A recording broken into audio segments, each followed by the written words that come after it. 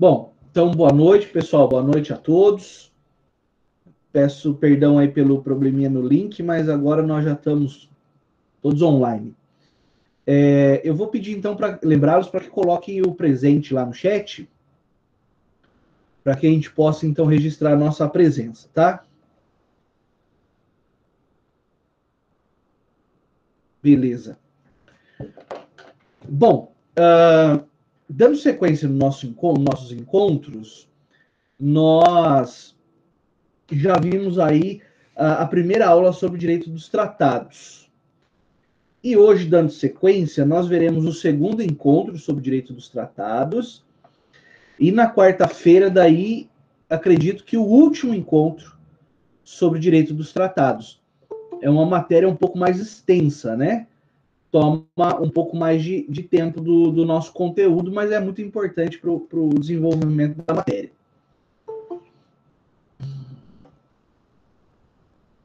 Show! Vamos lá, então. Bom, falando então sobre o direito dos tratados, eu havia prometido no último encontro que nós falaríamos hoje sobre o processo de elaboração do tratado internacional, né, a formação do tratado. Então, são algumas fases que nós vamos estudar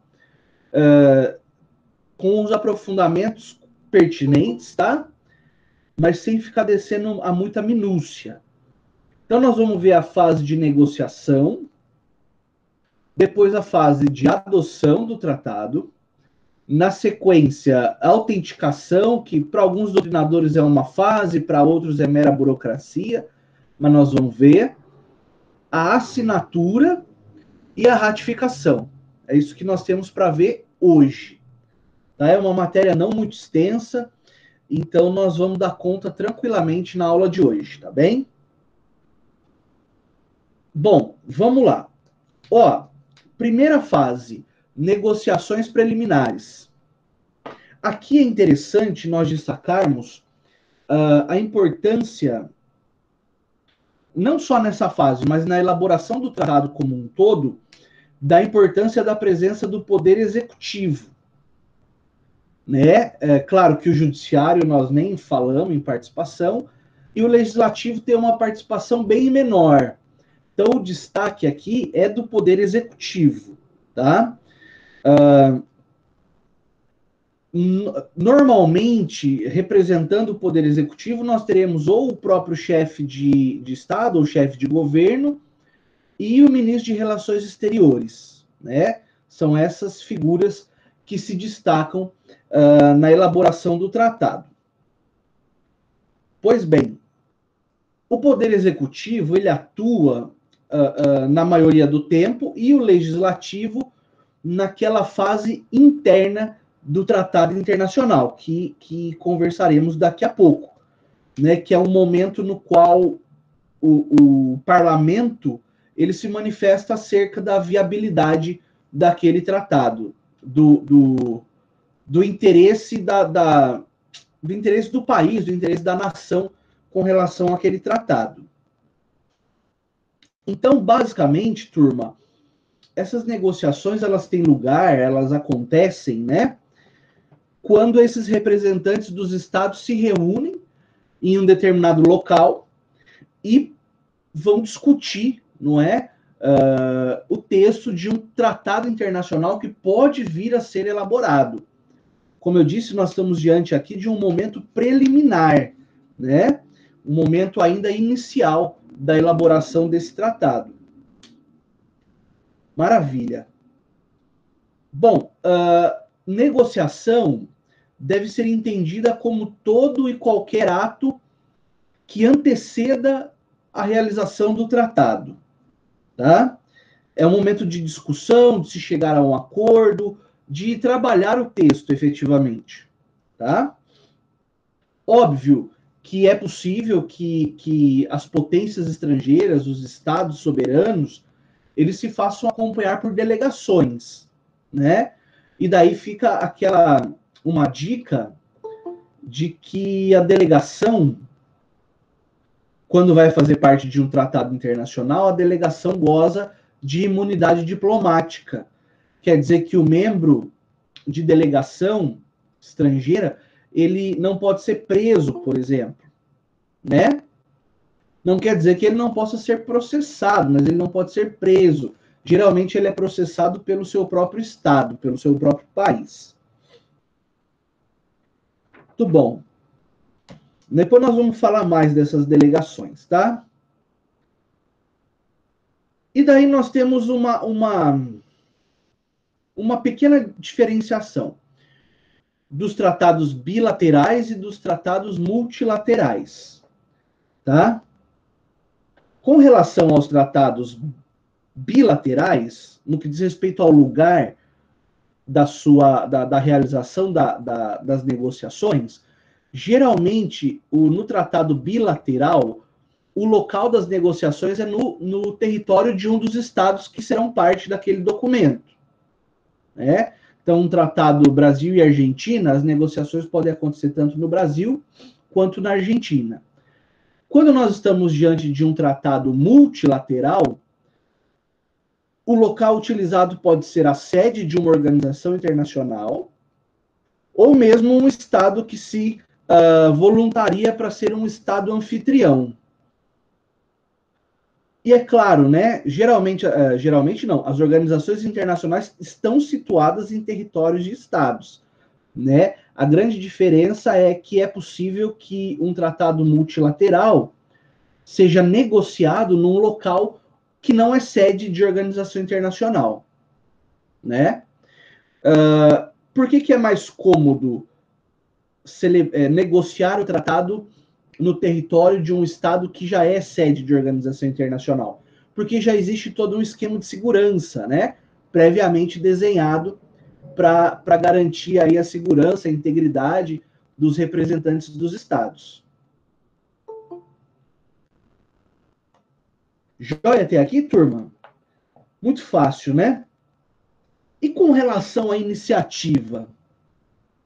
Bom, geralmente a iniciativa para as negociações preliminares é do Estado interessado no tratado.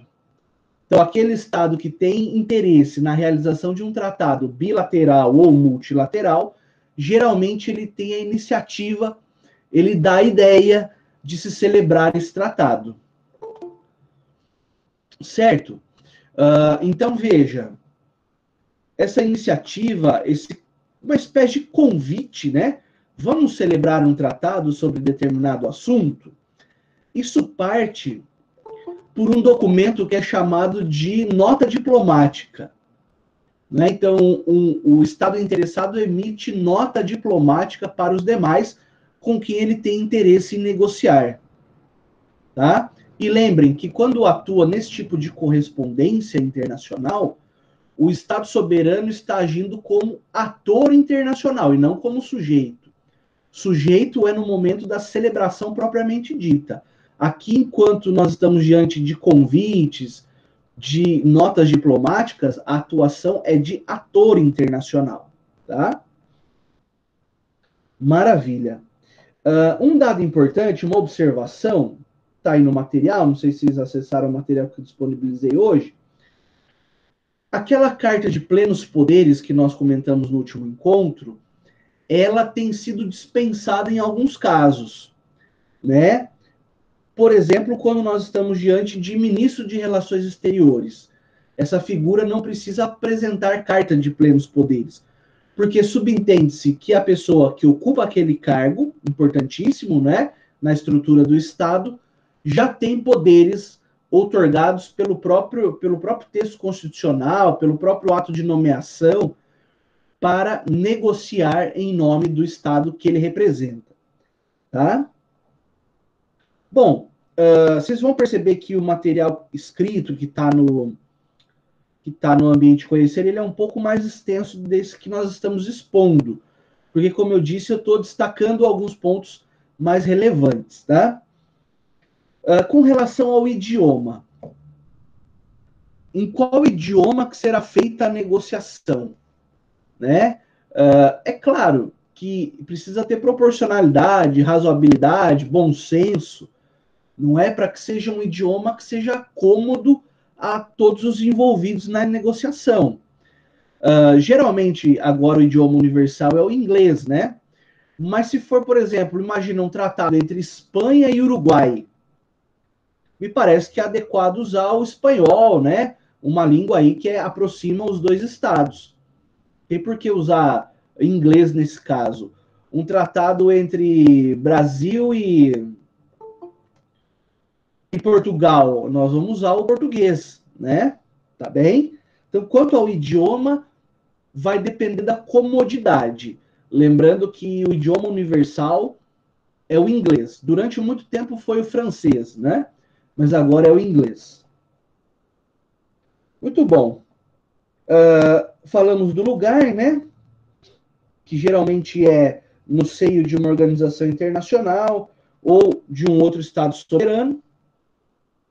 E com relação agora às negociações propriamente ditas, nós temos o seguinte: quando se chega para a negociação, seja de tratado bilateral ou multilateral, pouco importa, já existe um trabalho prévio de elaboração de um texto base, certo?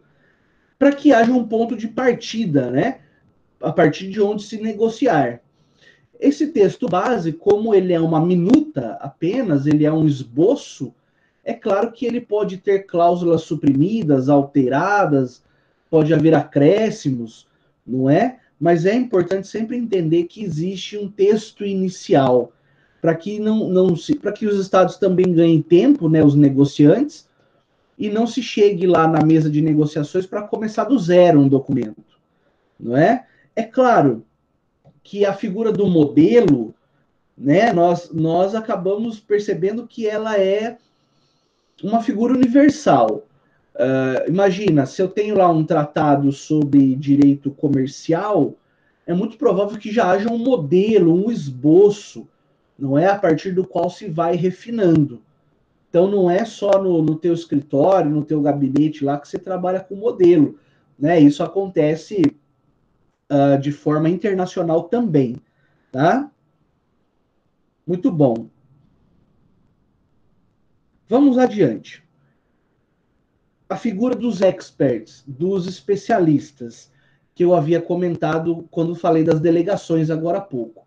Então, geralmente, os representantes de estados soberanos, de organizações internacionais, enfim, eles se fazem acompanhar de uma delegação que deve ser composta por especialistas, por espertos, por experts, no assunto objeto da negociação.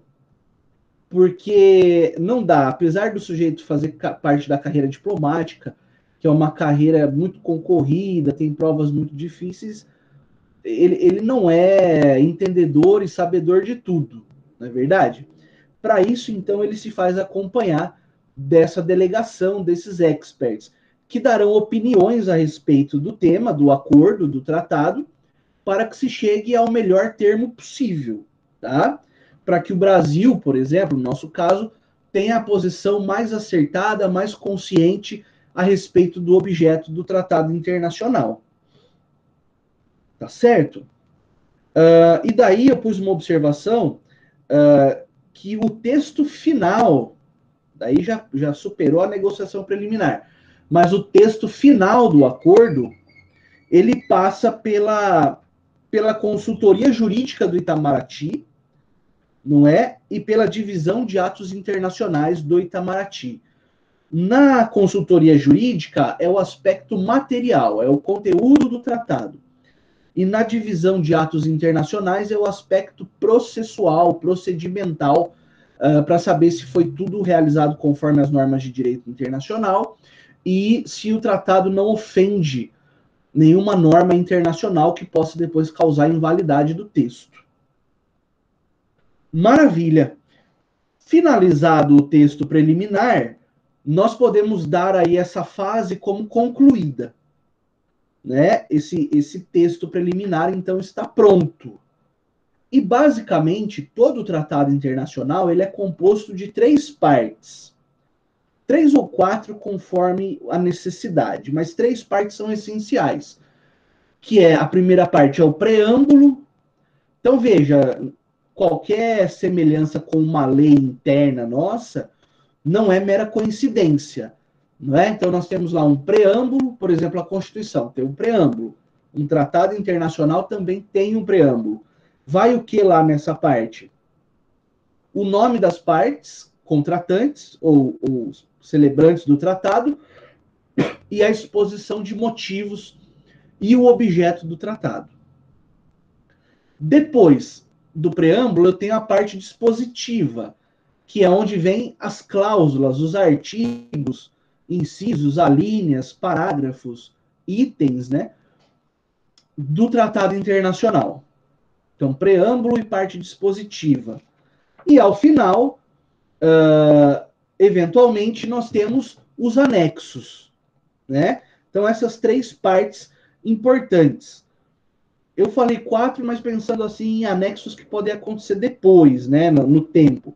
Mas essas três partes são indispensáveis: preâmbulo, parte dispositiva e anexos quando necessário for.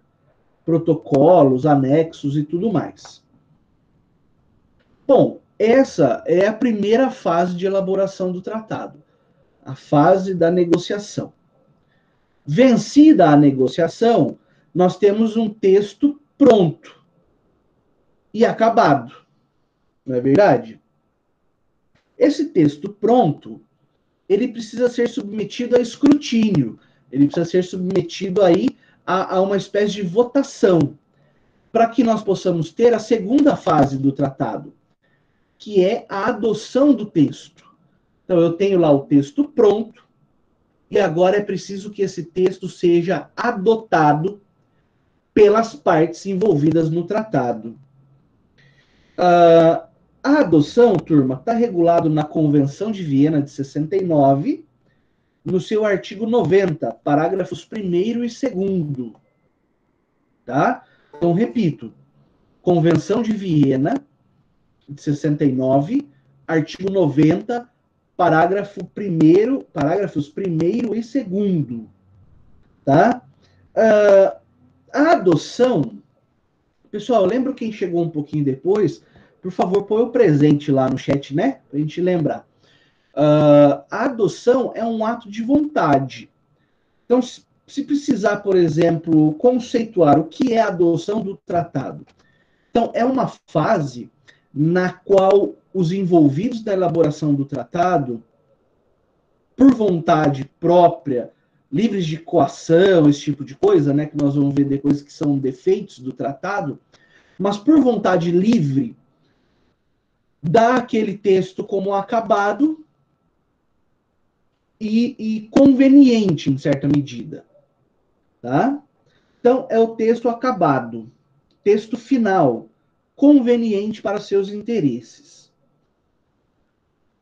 Perceba que são passos gradativos, especialmente nos tratados multilaterais, são degraus que vão subindo para chegar até um ato máximo de declaração de vontade de obrigar-se. Então, na negociação, existe lá um primeiro passo, onde se finaliza um texto. Na adoção, eu dou mais um passo no caminho da obrigação. Por que eu digo isso? Porque pode ser que num tratado multilateral, na fase de negociações, algum Estado soberano se sinta prejudicado ou se sinta desmerecido no momento de participar e dar sua opinião na criação do tratado propriamente dito. Então, esse Estado que eventualmente se sentiu preterido, ele não é obrigado a adotar, ele simplesmente se retira e não faz parte de adoção, nem de assinatura, nem das demais fases. Né? Vamos dizer assim, ele foi vencido na negociação. Né? Um exemplo bastante claro, eu diria, é quando foi celebrado o Tratado de Versalhes, que colocou fim à Primeira Guerra Mundial. Nesse tratado, o Japão foi um país que foi muito prejudicado em termos das suas aspirações. O Japão chegou lá para negociar, na França, o Tratado de Paz, imaginando que teria alguns benefícios. Haja vista, inclusive, que ele lutou ao lado dos aliados, né, na Primeira Guerra. No entanto, se sentindo prejudicado, o Japão retirou-se da mesa de negociações. E esse rancor acabou resultando naqueles eventos que nós conhecemos da Segunda Guerra, certo? Então veja que quanto mais democrática a fase de negociações, me parece que o horizonte para um sucesso do tratado ele se expande, não é? Pois bem, então a adoção é isso, é um ato de vontade de ter um texto como acabado e conveniente. E daí eu tenho algumas regrinhas para adoção, né? Que estão lá no parágrafo 1º e 2º do artigo 90 da Convenção de Viena. Duas regrinhas básicas. Primeiro, que a adoção seja efetuada como um ato de vontade, como um ato de consentimento, não é? De todos, pode ser um ato de consentimento de todos, e daí nós estamos falando de unanimidade. A unanimidade é muito difícil de acontecer. Tanto que a adoção unânime não é a regra. Tá? A regra é a letra B aí do material, é a adoção por maioria de 2/3. Tá?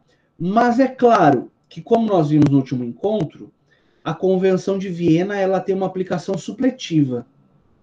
Então, suponhamos que durante a elaboração do tratado, multilateral, estou falando, porque bilateral, eu preciso da adoção de duas partes, né? Claro.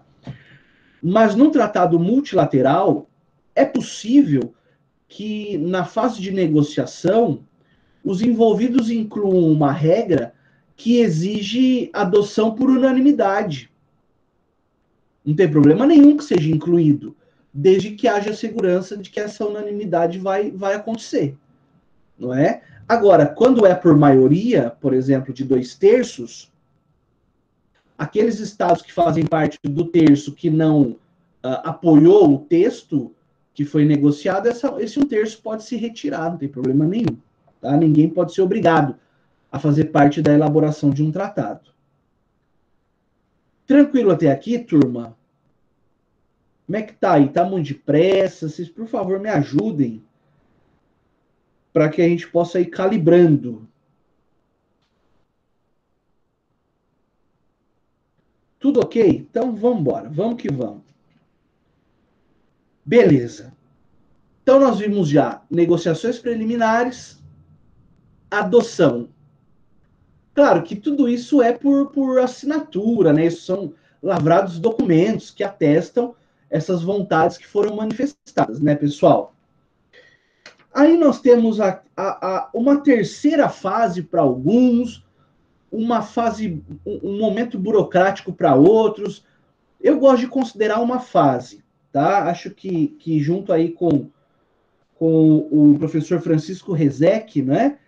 É uma fase, é a terceira fase da elaboração do tratado. São 5 fases, nós estamos entrando na terceira. A fase de autenticação, né? Bom, a autenticação é uma formalidade protocolar, onde se autentica, se certifica, se atesta, não é? A autenticidade do texto. Quer dizer, entre a fase de elaboração e até aqui não houve nenhuma alteração clandestina no texto. É exatamente o mesmo texto que foi finalizado nas negociações preliminares. E a definitividade do texto. Quer dizer o quê? Não se muda mais daqui para frente, pelo menos nesse momento de elaboração do tratado, não se altera mais o texto.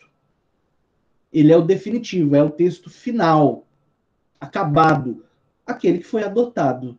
Então ele está sendo agora autenticado, é verdadeiro e é fiel às negociações. Tá bem? A ideia de autenticação nos remete à colocação de um selo ali de autenticidade, né? Por que é importante isso? Porque a próxima fase já é a fase da assinatura. Então, veja, depois que o texto foi elaborado nas negociações preliminares, adotado e autenticado, quer dizer, um documento autêntico e definitivo, o próximo passo será a fase da assinatura. Tudo ok até aqui? Tudo em ordem, né? Bom, a fase da assinatura, nós não temos muito o que destrinchar aí. E é claro que isso também não acontece numa tarde, não é, pessoal? Só para que fique bem claro que isso pode levar meses, não é? De acordo com a natureza do tratado. Eu até coloquei aí no material, e peço desculpa, um conceito do que é assinatura, né? Mas só para constar, é melhor sobrar do que faltar. Mas a fase da assinatura é aquela que geralmente o pessoal tira foto, especialmente os tratados mais importantes da história, não é? Recente. Quando os chefes de governo, representantes dos estados ou ministros de relações exteriores, corpos diplomáticos, enfim, assinam o documento. É claro que os documentos mais relevantes, o presidente, o rei, o primeiro-ministro que querem assinar para sair na foto. Mas quando se assina o tratado, eu estou ainda mais perto, cada vez mais perto da finalização do documento e da obrigação internacional que o Estado vai assumir, não é? Então, veja, quando tem a assinatura do tratado, então já vem lá no documento timbrado, bonitinho, assina-se o tratado, nós suspendemos a fase internacional de elaboração do tratado. Então, assinado o documento, cada parte receberá uma cópia desse documento e vai trazê-lo para dentro do seu Estado, para dentro do seu ordenamento jurídico. Então, repito, a assinatura, ela suspende a fase internacional. E por que eu falo suspende? Porque vai ser retomado depois no momento da ratificação, que é o momento derradeiro. Mas entre a assinatura e a ratificação, eu tenho um momento no qual o tratado passa pelo direito interno de cada país. É claro que cada constituição estabelece de uma maneira. Nós vamos tomar por parâmetro o nosso sistema constitucional. Então, assinou? Assinou. Pega o documento e traz para o direito brasileiro e submete esse tratado à análise, à averiguação do parlamento brasileiro, do poder legislativo. E daí sempre a pergunta, né? Se o executivo toma aí parte em 90% da elaboração do tratado, por que será submeter o texto do tratado ao parlamento? Né? E é uma pergunta que eu faço para vocês. Por que será que tem que ter uma fase interna no parlamento, no Congresso Nacional?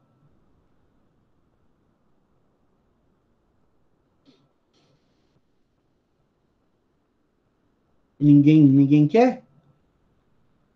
Ninguém quer arriscar? Tudo bem, eu respondo. É porque, turma, né, Léo?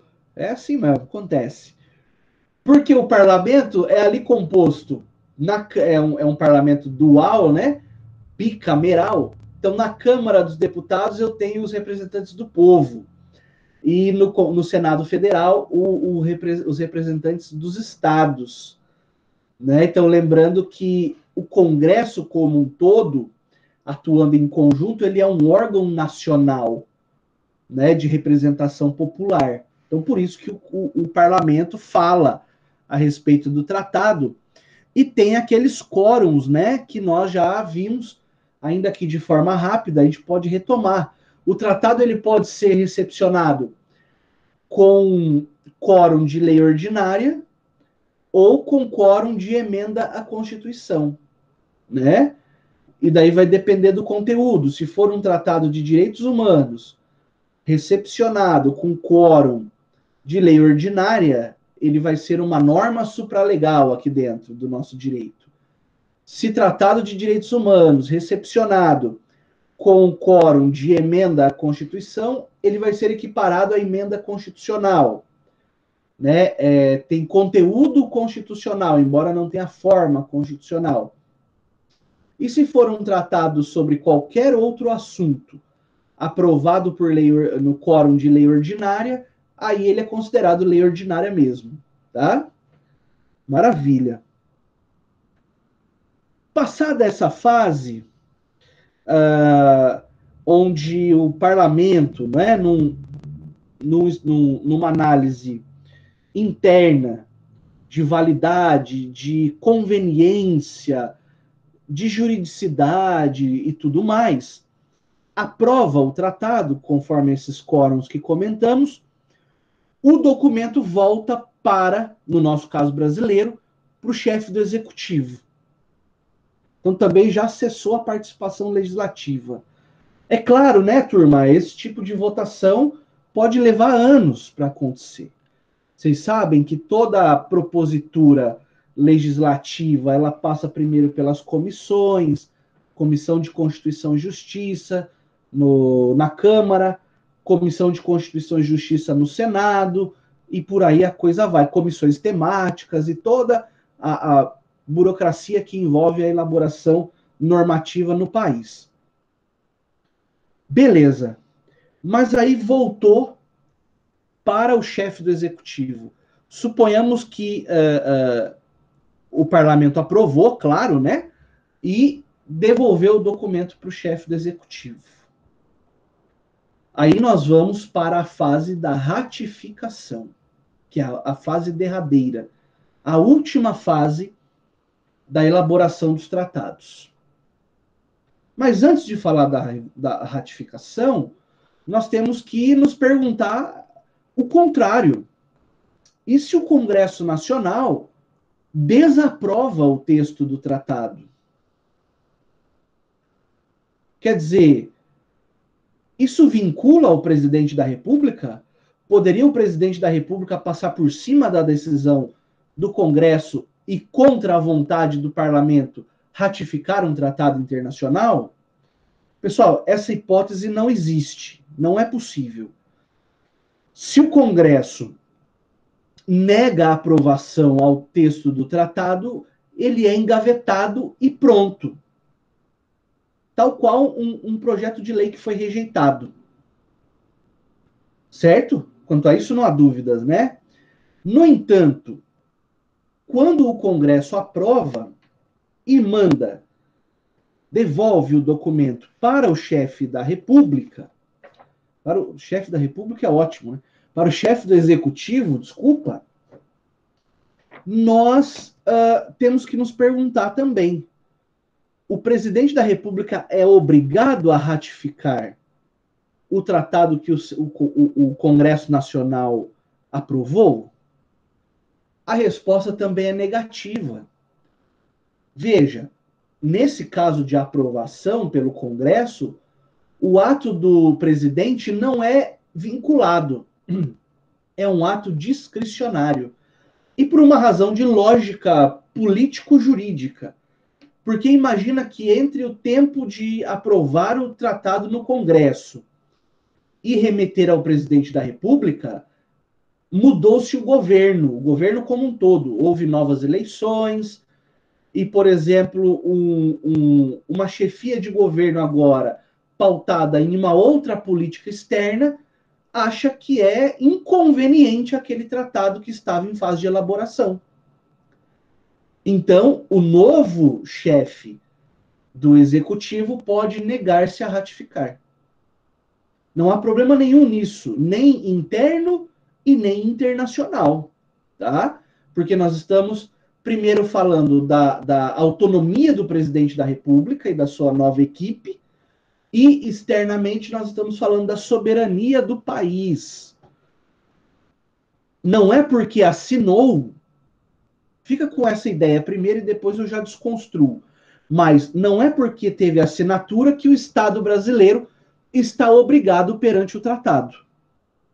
Tá? Por que eu falei que ia desconstruir? Abre um parênteses aí na tua leitura, na tua mente, e lembra que na última aula eu falei que eu tenho tratados de forma simplificada, cuja elaboração vai até a assinatura só. Então, para os tratados de forma simplificada, quando assina, torna-se obrigado a cumprir o tratado. Agora, para os tratados de forma solene, que tem todas as fases, é só na ratificação, ou ainda um pouquinho depois da ratificação, que eu tenho o Estado soberano sendo obrigado. A assinatura para os tratados solenes não implica em auto-obrigação do Estado soberano. A assinatura é uma sinalização de que existe forte inclinação a ratificar e seguir os ditames do tratado, mas é mera inclinação, é mero sinal, não há certeza ainda, tá? Porque essa certeza nos tratados solenes só vem no momento pós-ratificação. Então aí nós podemos, a partir de agora, conceituar ratificação. Está lá no material. É o ato pelo qual a autoridade nacional competente, no nosso caso, o presidente da República, informa às autoridades correspondentes dos estados cujos plenipotenciários concluíram com os seus um projeto de tratado, a aprovação que dá a esse projeto e que o faz doravante um tratado obrigatório para o Estado que essa autoridade encarna nas relações internacionais. Então, a partir da ratificação, já vem uma carga obrigatória muito maior, não é? Então, a ratificação é o último ato jurídico praticado na elaboração de um tratado. Claro que no direito nacional, depois da ratificação, eu tenho a publicação, a promulgação e a publicação no Diário Oficial da União do texto na íntegra, para que se dê publicidade, né? Como acontece com a sanção da lei? Maravilha. Bom, o instrumento da ratificação, o documento da ratificação, é chamado de carta de ratificação, tá? Que é o documento da ritualística internacional, é chamado de carta de ratificação. Eu coloquei um modelo aí no material de vocês, claro que a gente não vai ler, mas você percebe aí a solenidade que segue, não é? Todo o ato ratificatório. Então tem lá um modelinho no qual os dizeres comuns, os dizeres típicos de uma carta de ratificação expedida pelo Brasil. Maravilha. Agora, vem a pergunta, né? Eu estou falando aqui que a ratificação ela obriga o Estado, mas existe um momento posterior onde a obrigação se consolida. Não basta ratificar, não basta redigir a carta de ratificação e engavetar lá na mesa da presidência da República. Essa carta de ratificação redigida e devidamente assinada, ela precisa tornar-se pública para o direito internacional. E como que isso acontece, turma? Com a troca das cartas de ratificação. Ou ainda com o arquivo internacional das cartas de ratificação. Por exemplo, um tratado bilateral que fosse solene, Brasil e Argentina. Quando o Brasil ratifica, ele pega e manda uma cópia da sua carta de ratificação assinada para a Argentina e vice-versa. Num tratado multilateral, como que acontece, professor? Bom, no tratado multilateral, eu posso ter o envolvimento de uma organização internacional que tem por uma de suas funções arquivar o texto do tratado e as cartas de ratificação. Então, todos os estados envolvidos no tratado multilateral mandam, por exemplo, para a ONU as suas cartas de ratificação. E aí a ONU guarda lá no arquivo próprio. Quando eu tenho um tratado multilateral sem o envolvimento de organizações internacionais, eu posso eleger um depositário do tratado. Geralmente um dos estados partes pode ser o depositário. Aí ele vai guardar, arquivar o texto do tratado, devidamente assinado, na fase de assinatura, e as cartas de ratificação de todos os envolvidos. Só a título de observação, a ONU determina na sua carta de criação que todos os estados que fazem parte da ONU e celebrem tratados internacionais, ainda que a ONU não opere nesses tratados, eles são obrigados a mandar cópia para arquivo na ONU, tá? Então, é assim que funciona. Se eu te disser que a simples ratificação obriga o Estado, você vai dizer que eu estou errado. Porque eu preciso de uma última formalidade protocolar, que é a troca ou o depósito das cartas de ratificação. Opa, agora tem publicidade internacional, tranquilo, e o Estado pode ser cobrado com relação àquele documento. Uma observação barra informação. Como nós dissemos na fase da autenticação, aquele texto criado na negociação, adotado, ele se tornou definitivo, não foi isso? No entanto, depois de elaborado o tratado em todas as suas fases, nada impede que no futuro o tratado internacional seja revisto, tá? Para sua atualização, para exclusão de cláusulas, para inclusão de outras, enfim. Nada impede uma revisão do tratado internacional, tá? Para nós encaminharmos para o encerramento do nosso encontro, como eu disse hoje, ele é um pouquinho mais curto, porque eu quis tratar só dessas fases numa aula isolada, ainda que ela ficasse um pouquinho mais curta mesmo, para não gerar confusão com o próximo assunto, que é a entrada em vigor e a aplicação dos tratados, tá? Mas para finalizar o nosso encontro, nós temos algumas características da ratificação. Isso geralmente é perguntado em prova. Primeiro, a competência para ratificar. Bom, a competência para ratificar vai depender do texto constitucional ou de outra lei de cada estado, de cada país soberano. Eu posso falar do Brasil, né, que é aquilo que a gente estuda. No texto constitucional brasileiro, é competência do presidente da República. Artigo 84, inciso 8 da Constituição. O artigo 84 trata das competências do presidente da República, entre elas o inciso 8º, que menciona lá celebrar tratados e tudo mais. Então, essa é a competência. No Brasil, nós temos certeza. Dos direitos estrangeiros, aí vai precisar de uma pesquisa maior. Mas geralmente é o chefe do executivo, tá? Tradicionalmente. Depois, a discricionariedade. Em qual sentido? Por que é um ato discricionário? Só para reforçar, a assinatura não implica necessariamente em ratificação. São momentos distintos. Então, eu posso ter uma assinatura nos tratados em devida forma, né? Posso ter a assinatura, mas essa assinatura não vincula, não obriga que haja posterior ratificação. Então, a ratificação é discricionária. Então, você veja que é uma discricionariedade tanto interna, porque mesmo que aprovado pelo parlamento, o chefe do executivo não é obrigado a ratificar, e também é uma discricionariedade externa, internacional, porque não é só porque foi assinado o texto que o chefe do executivo é obrigado a ratificá-lo.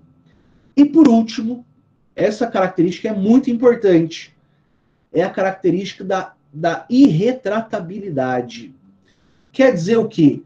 A ratificação não admite retratação. Suponhamos que o Estado brasileiro ratifica um tratado internacional, no apagar das luzes de um governo, e depois já vem logo a posse de um novo. E daí o novo governo acha um absurdo aquele tratado ter sido ratificado. Ele não pode fazer nada em termos de retratação. O que é possível fazer é sair do tratado, que daí é um outro instituto, que é o Instituto da Denúncia. Olha, esse tratado não é interessante para o Brasil mais. Então nós vamos denunciar o tratado, nós estamos nos retirando do tratado. É claro que não é assim. Ratifica na segunda e denuncia na sexta. Existe uma série de formalidades também para a denúncia que veremos ao longo do nosso estudo. Né? Por exemplo, pode haver um prazo mínimo de carência, por assim dizer, para ficar bem fácil de entender. Pode ter uma cláusula no tratado que diz assim: esse tratado é indenunciável pelos próximos 5 anos. Ainda que o Estado queira sair do tratado, ele assumiu a obrigação de ficar no documento por pelo menos 5 anos. Tá? Então, veja, a ratificação ela é discricionária e irretratável. Além disso, é um ato unilateral, é claro. É unilateral. É ato de vontade do Estado de ratificar. Turma, como é que nós estamos aí? Tudo ok? Vai me ajudando, por favor, tá? Se está muito depressa, se não está, se está com dúvida, é óbvio, né? Você pode ir falando aí.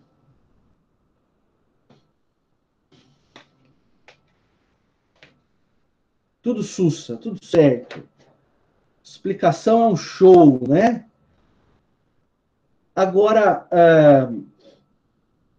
o que vocês estão achando da matéria? Não assim, acho legal, acho chato, não é esse tipo de pergunta. Mas a pergunta que eu faria é assim: é instrutivo saber desse tipo de coisa?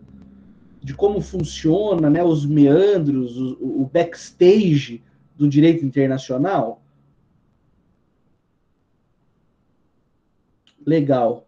Na verdade, Vinícius, ele fica cada vez mais tranquilo. Porque depois que nós terminarmos direito dos tratados, nós falaremos de direito das organizações internacionais, mas tudo de forma mais sucinta, não é? Então a gente vai entender como uma organização internacional funciona. Legal, obrigado aí pelo feedback, Leonardo.